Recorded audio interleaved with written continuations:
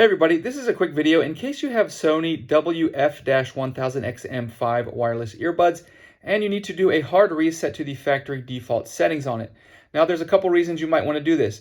The first one is troubleshooting. If these earbuds are not connecting to Bluetooth, or they will not sync or pair with your device, or if they keep disconnecting, or if you're only getting sound out of the left or the right ear, you've tried a soft reset or a power cycle on it and it hasn't fixed it, we can proceed to a hard reset.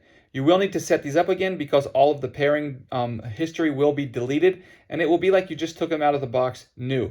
And that's the second reason you might want to do this, is if you just want to get a fresh start on these, and you can go ahead and just totally factory initialize them. So what we want to do is we want to put the earbuds in the case and leave the lid open, and then come and find this button here. And we're going to press and hold this button for about 15 seconds.